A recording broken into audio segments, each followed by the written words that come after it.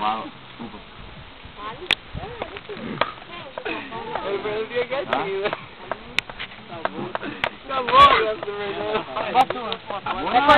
Vai cortei aqui.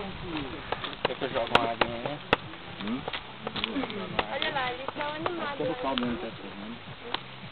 Também tá filmando? Vai aparecer o carro aqui embaixo? Tomar um som? Rapaz, onde nós viemos aqui, cara, foi um acampamento, foi no 15, 14. Opa, bem, a gente tem que fazer um acampamento. Sim, lá. De manhã. Tchau. Mãe, chama. Vamos.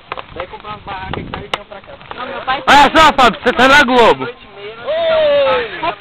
Recado. Daqui a pouco nós vamos entrevistar, hein? Recadinho.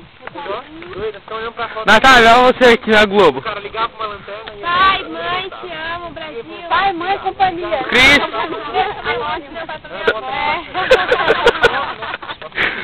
Vambora. Olha que nós levantamos, cara. Não, quem quer?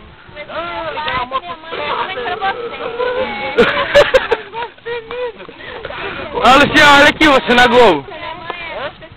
Dá um recladinho pra Globo. YouTube, vai. YouTube. Cara, nós tínhamos um colega nosso, nós chegaram aqui e indo embora. Chegaram assim, bateram no carro, já tudo bêbado, né? E cortaram uma árvore assim, tudo isso, né? Mas lá no meio, estamos vendo. Ligaram a motosserra e nós pensamos. Você assim, 14 anos. É o Jason?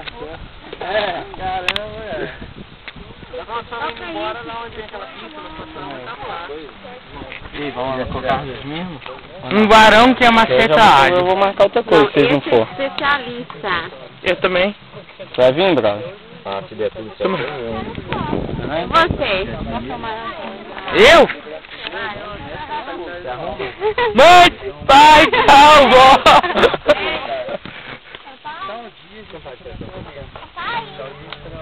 Oi, Xuxa! Depois eu vou fazer a declaração de minha mãe. Ok. Tchau, finito. Finito.